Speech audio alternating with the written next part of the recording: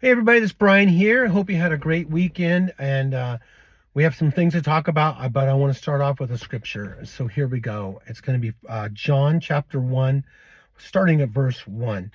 In the beginning was the Word, and the Word was with God, and the Word was God. He was in the beginning with God. All things came into being through him, and apart from him, nothing came into being that has come into being. In him was life, and the life was the light of men. The light shines in the darkness, and the darkness did not comprehend it. What a passage. What a scripture.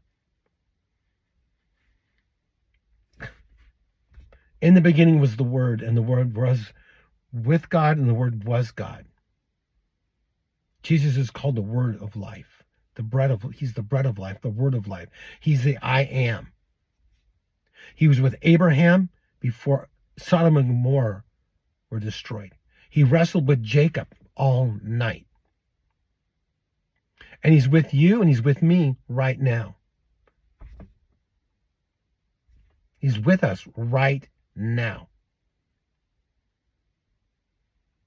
You know, the things that we don't see, and I say this all the time or more, are eternal. The things that we see are temporary. The buildings we have, the cars we have. Look at all the cars through our life, especially in the U.S. and just all around the world. Cars. We spend all this money, all this time on our cars. What do they last? 15, 20, 25 years. A lot of us go through a car every few years. This thing you thought you had to have, you spent all this money on, now is in a junkyard. Or somebody else owns it. It's just temporary. The homes we live in are temporary. They could be here today and gone tomorrow. Look at the Midwest. All the storms have hit the Midwest of the United States. All these homes and businesses gone, flattened in just a few seconds. What we spend a whole life to build is gone in a few seconds. Look what happened to Job. He lost everything, his family, his business, everything.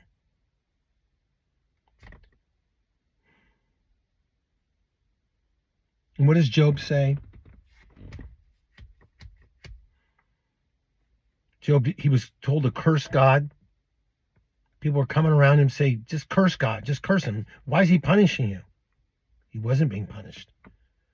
He's being tested. Satan went up into heaven, asked permission to test Job, this righteous man of God. Are you being tested today? I'm being tested. Are you? Is God turning up the fire and the heat in your life? We're like gold. You heat it up to a certain point, a certain temperature, and all the impurities will come out. Are the impurities coming out of you today? Are they coming out of me today? Is the heat being turned up and you can't take it any longer? It's burning you. You're like, I'm done with this. Stop it already.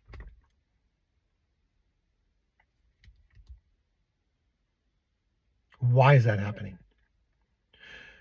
We're being purified. We're being tested. We're being attacked by the enemy. What does Paul say? These momentary afflictions, but treasures are being stored up in heaven for you. Paraphrase there. What did Job finally say?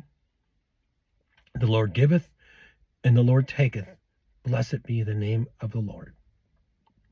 His attitude, and you know, we read these stories about these people. They're just like us. Technology is different. The way we live is different, but they're people. They have feelings. They get depressed. You think Job was depressed? He was so depressed, sitting on the rubble of his home. God giveth, God taketh. Blessed be the name of God, of the Lord. How do you say that? How can he say that? Because of who he serves, from who he loves, and who is in him. God is in him. He was a righteous man.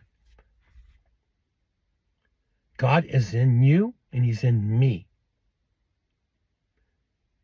Can any of us say, just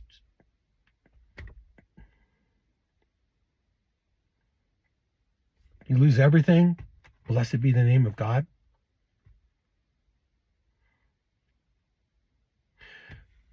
When we're finally there in heaven, which I believe can happen at any moment, and we're in a high watch time for the pre-tribulation rapture, for sure. Every day the high watch time gets higher.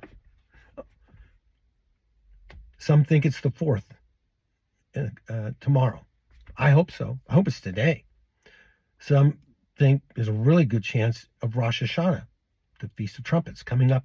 It was October 2nd, 3rd, and 4th, just 3 or 4 months away. I don't know. It seems like a likely time. It seems like it. He fulfilled the first 4 feasts. Why wouldn't he continue the pattern? I've gone over that. Jesus called the Passover lamb. He died on Passover. He rose from the grave on the Feast of First Fruits. Feast of Unleavened Bread, he was in the ground. Feast of Pentecost, the church started. Is it just an accident? All this stuff is on these days? I don't believe in coincidences, especially when it comes to God. All I know is, folks, he's given us signs every single day, and we're going to get into some of those signs. Every single day, he's giving us signs. And it's right in our face. When you're looking for the rapture and you're following Bible prophecy, you cannot miss it. It's the elephant in the room, okay? The elephant is in your room. The elephant is in your TV every night, on your phone, your tablet, your iPad, whatever you're getting information from. It's a huge elephant screaming at us. Prepare yourself to meet God. Make sure your lamp is full of oil. Make sure it's burning. Make sure you're ready to go. When that bridegroom blows that shofar from a distance in a field, like in ancient times in the Jewish wedding, he blows it because he's been gone for a while at the father's house preparing a place. So when he gets married, he has a place to go. His father finally said to him, it's time to get your bride. So he goes, usually at night, but not always, stands at a distance and blows that shofar. The bride wakes up at 2 o'clock in the morning. Oh my gosh, he's here. The bridegroom's here. Oh my gosh. Where's my clothes? Where's my dress? Where's the stuff? Got everything. If you have to spend time to get everything together, you're going to miss the bridegroom. He comes and he takes her away because she's ready. Who made us ready? The blood of the Lamb and the word of their testimony. Revelation 12:11. That's who makes us ready. The blood of the Lamb makes us ready. You can't make yourself ready. Now, you don't want to be caught doing something stupid when that trumpet is blown, but you're still going to go. He comes, he takes her, whisks her away, takes her to heaven. That's what Jesus is going to do. Take us to heaven. Just like the bridegroom, take her back to the Father's house. They have a wedding. It lasts 7 days. Hello? 7-year tribulation? A day is about 1,000 years. 1,000 years about a day. Takes her. They have a wedding. There's dancing. There's joy. There's a marriage supper of the Lamb. We're rewarded and given crowns, and we're not judged. We're not judged. Those things that we've done were stupid are burned up. What we've done for the Lord, you're going to receive it. Everybody's going to receive at least one crown, the crown of faith. When you're saved, you get a crown. And then he brings us back after 7 years, presents us to the world, back to our relatives, the world system, what's left behind when we're gone. We watch him defeat the armies we're in the sky, and we watch him speak and defeat the armies of the earth. There's several weeks after the tribulation. It mentions in scriptures a period of a gap before the millennium. Jesus has to remodel the earth because the earth is literally destroyed. It says in the scripture, if God had not shortened those days, no flesh would survive. It's decimated. Asteroids, earthquakes, comets, nuclear war, pestilence. That's just to name a few. And he fixes this place, and he makes it like the Garden of Eden where the lion lays down with the lamb. And for 1,000 years, Jesus will reign in Jerusalem with David, rule the nation with a rod of iron. And at the end of those 1,000 years, Satan will release for a short time. There's a short little battle. They come up on the broad plain of the earth to attack the holy city. Fire comes down out of heaven and destroys them. And then there's a new heavens and new earth. You can't make this stuff up. Somebody had to think this up. this whole plan? Wasn't me. I could barely get through the day, especially without coffee. And I got to get some coffee. I forgot to get it again. That's our future. That's the future. So when you're watching Fox News or whatever you're watching, you see all this stuff going on with politics, the weather, which we're going to look at this stuff. When you see all this stuff, it's hard to watch. It really is. I know some of you guys are really going through it. And we're going to get into this in a minute. But it's temporary. Temporary. We're living at the end of the age as we know it. The grace age is almost completed. When that last person says, Jesus, come into my heart, we're gone. And somebody needs to find that person and tell them to hurry up. Because whoever that is, hurry up. We're almost out of here. And I read the verses like this. In the beginning was the Word. You're about to meet the Word. You're about to meet the author and maker and finisher of everything. We're about to meet the Alpha, the Omega, the Lamb. What did Moses, who do I say sent me? I am. Him who sits on the throne, we're about to meet him too. This is who we are. This brand new week, as we get closer and closer to the coming, things are heating up. The weather's changing. There's earthquakes, politics, environmental stuff, just crazy stuff is increasing every single day. But I give you hope today. The hope I give, and the hope that you already have, is that Jesus Christ is coming in the clouds to take his bride to heaven at any moment. And every day, it's more obvious that it's about to happen. And I want to talk about Ella. I looked online this morning. I didn't see anything about Ella, but it was about 6 o'clock Pacific Coast time. I didn't see anything. Any new updates. Continue to pray for this young child. And I said it before, and I'm going to say it again. All these watchmen and watchwomen out there, all over the internet, on all these different platforms, we're all in this together. This isn't a competition to build platforms. This is a mission to save people and warn the church, warn the world, save people, and inform the church Jesus is about to come back. Get your head out of the sand. Quit being distracted by all this stuff here. Stop it. You're doing something you're not supposed to be doing. Don't do it, and turn to the Lord. Believers, turn to God. He's already in your heart. Quit playing with your salvation like it's a toy. Oh, he'll forgive me if I do this sin. Yeah, he will. But you're missing out on blessings from God to use you and to use you for other people. And that's what I loved about this weekend, with the tragedy that happened with this young girl, with Pete Garcia's daughter, Ella. It's tragedy. She got hurt really bad. I think she's going to be okay. I know she's had surgery. I've read the reports and I've seen the videos. And we need to keep praying for her and praying for each other, because time is short. And the world's not going to pray for Ella like believers are going to pray for her. They might have good intentions, but born-again believers praying for a child is powerful. And God is hearing those prayers, and he's healing her. And also pray for Pete and his family, his wife, his child, his family. I think a lot's going on behind the scenes we don't know about with the family. Can you imagine the stress? And just him having a platform with several thousand followers. I think it's 13,000. Imagine the attack on him. Pastors and teachers and people who do these things, there's like a bullseye on them. And you think, oh, you just quit the ministry, the attack stops. No, it continues. They want to take them out. Trump, what's going on with him? What's going on with politics? It's just a distraction. The whole thing with Trump, I don't want to get into this. I just want to say, focus on the Lord. You want God to change a country? Pray for the people to be saved. Pray for the leaders to be saved. Pray for the leaders to do the right thing. That's how you change a country. That's how you change a world. And don't get wrapped up in all this stuff in politics in the U.S. here, what's going on. Don't let it distract you. Jesus is about to return any moment. And let's get into these things.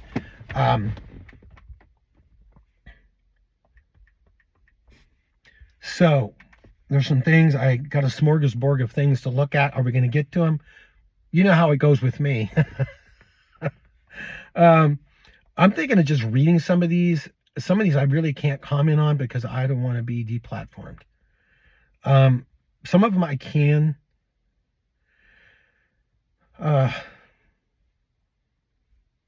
Okay, this is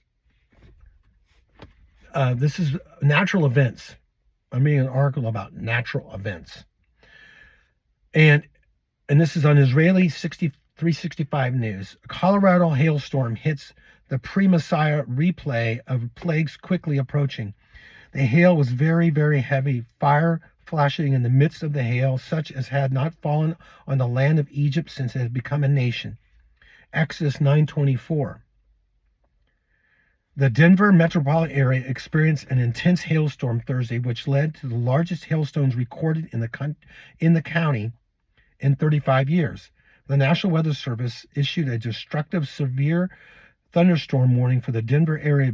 Baseball-sized hail, wind gusts up to 50 miles an hour were reported with accumulation of almost 3 inches of hail on the ground. Wow. Damage to vehicles, homes, and trees was also reported in many locations.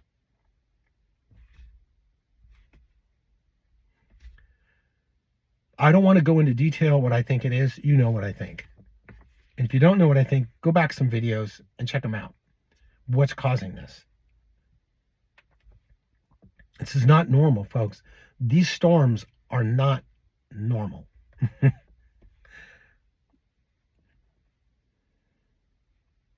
Here's another one on the same vein here. This is Fox Weather. And why can't I? Okay, hold on here. Here we go. Hail, the size of energy drinks. Energy drinks cans pelts Texas with possible tornado injuries, U.S. Border Patrol agents. According to the report, 6-inch hail. 6-inch hail. Grapefruit or bigger. I think bigger than that. Can't believe I just read that. 6-inch hail fell northwest of McKenzie Reservoir near the community of Vigo Park, Texas. NOAA's Storm Prediction Center said the hail appeared to be as long as a 16-ounce Monster Nitro energy drink. Wow, can that do some damage? Wow. Severe weather swept across portions of Texas again over the weekend, with the damage and injuries reported after powerful thunderstorms produced hail the size of an energy drink can and likely tornadoes.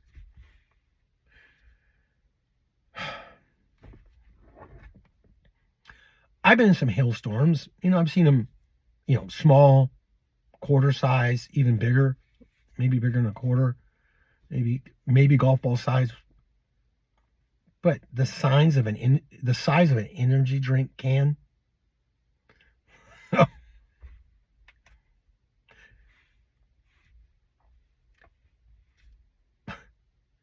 we in the last days? Let me think. Maybe.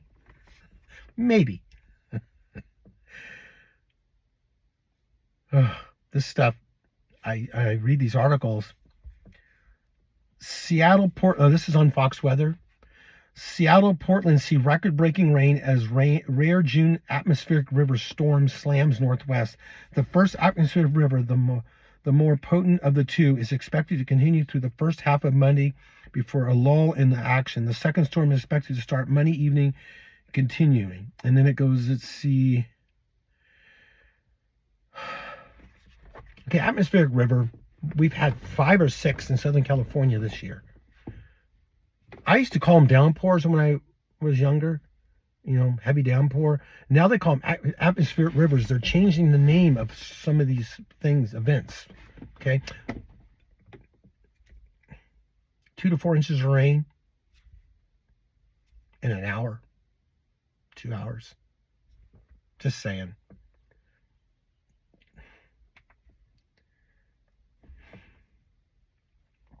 Here's another one along the same lines, but not rain.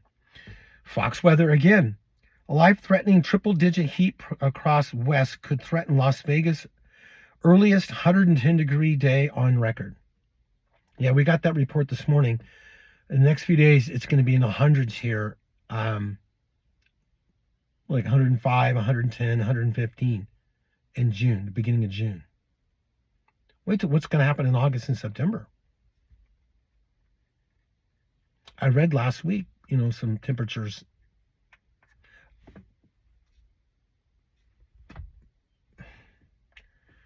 Oh, it's hard to report this.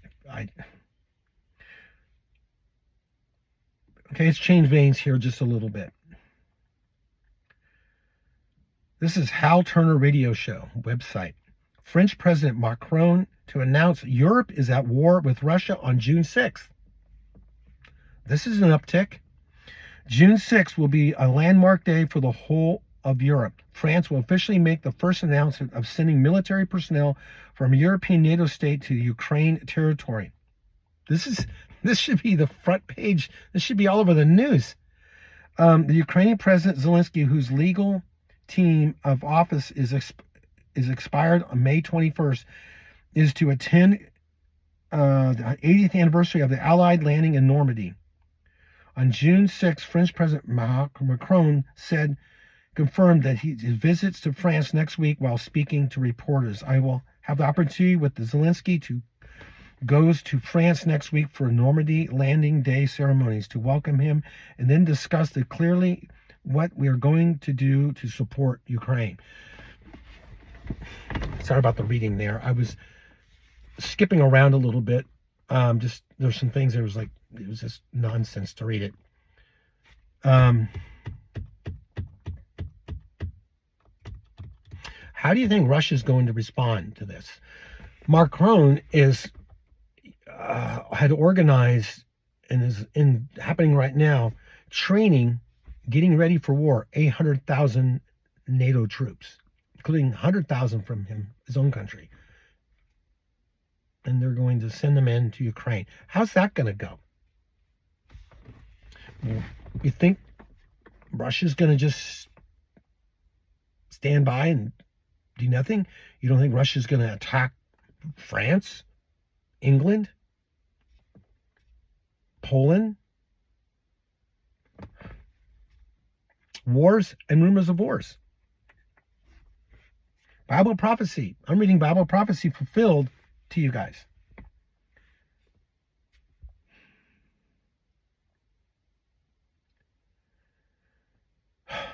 I don't know where to stop today.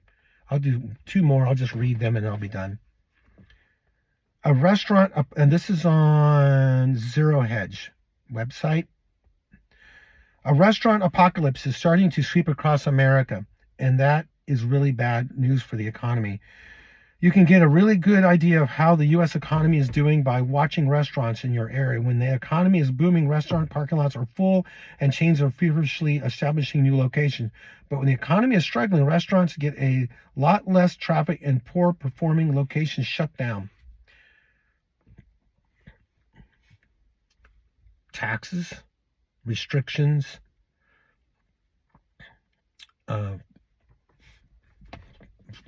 food shortages, supplies to restaurants. I imagine this is happening all over the world.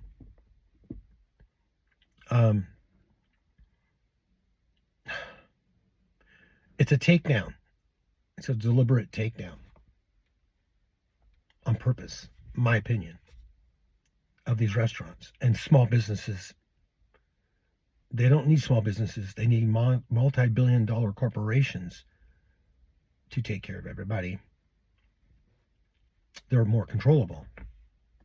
You got millions of independent restaurants run by families. Too hard to keep them all in check. And on this one,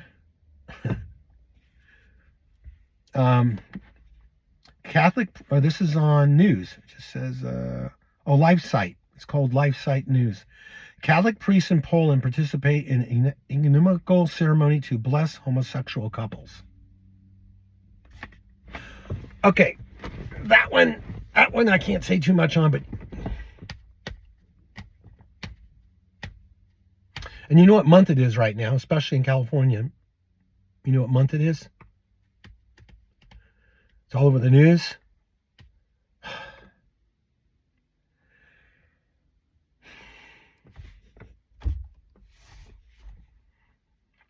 Man, I wish I could just speak. Cass got Brian's tongue. My tongue's bleeding. I could go just completely off on all this stuff. Oh my goodness. Okay, saints, people out there, everybody listen up. Come on. Oh, how close is the rapture? Look what happened with Lot being pulled out of those cities. Like I said before, he wasn't the best guy, okay? But he belonged to God. And God removed him right before all this stuff. And you know the history of what was going on with those cities, right? I've driven through the valley where those cities used to be. No, not air quote. I did. In 2001, I visited there. There's nothing there. It's gone. There's nothing left. How much more now in the times we live than then? Or is God going to apologize to those cities if he doesn't take care of business now? There's so many things, so much pointing to the pre-tribulation rapture. Hello? It's right there. It's right here. We don't have 50 years. It's any minute. I'm trying to control myself because I want to say so much. Saints.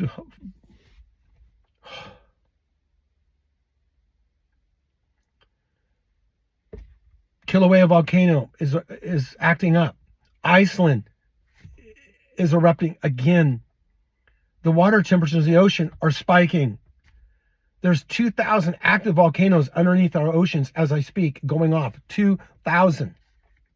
And counting. Probably more than that now. That was a few months ago I took that count. Huge fissures, I think I said that right, under the ocean, cracks, hundreds of miles long, superheated steam coming up out of these cracks.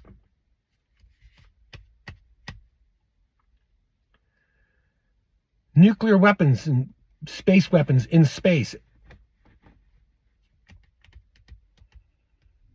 What else? Well, off the top of my head. Yeah, and coffee's expensive. That one got me. Coffee's so expensive now. It's $6-7 for a large coffee at Starbucks. It's ridiculous.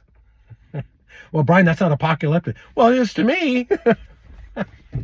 I'm laughing because I'm so excited. Folks, we're about to go to heaven. Yeah, it may not be today, but it's not much longer. It can't be. We're about to nuke ourselves. Natural disasters are about to ravage this planet, which are already starting. I used to hear, it's been a while, people who believe in the pre-tribulation rapture. What are you guys going to do? Just go live out in the forest and jack up all your credit cards until because you know the Lord's coming back and not pay your bills? Well, no. Of course not. Of course not. I'm telling you right now, pay your bills. Live like he's coming 50 years from now, but he's not. Don't just give up on life. That's not what God's called us to do. He's called us to be a light. In John chapter 1, who I just read, the light came in the world, and the darkness did not comprehend it. The world will never get you, ever. So quit trying to make it get you and understand you. It never will. It's blinded. It has blinders on its eyes. It's spiritual of its soul. It doesn't see things the way we see things. God has given us a special ability as believers, all believers, to see the end times for what they really are. Jesus is returning to get his church at any moment. And thank God that you know the Lord in your heart. The most precious thing you have is not your 401k, not your house, not your car, not your job, not your health. The most precious thing you have is God lives in you, our blessed hope. That's just priceless. You are not destined for destruction or wrath, but salvation. Jesus is about to come back. The same power that rose him on the third day is the same power that's going to change you into a glorified body that's going to live forever. All the sin and all the stuff in your life was nailed on that cross. Literally. In the spirit realm, when God the Father looked down and saw his son, he turned his head because he was disgusting. His son was disgusting to look at. Why? Because our sin was on that cross with him. But that same Father that couldn't look at him, 3 days later, by power and might that I have no comprehension of, raised him from the dead.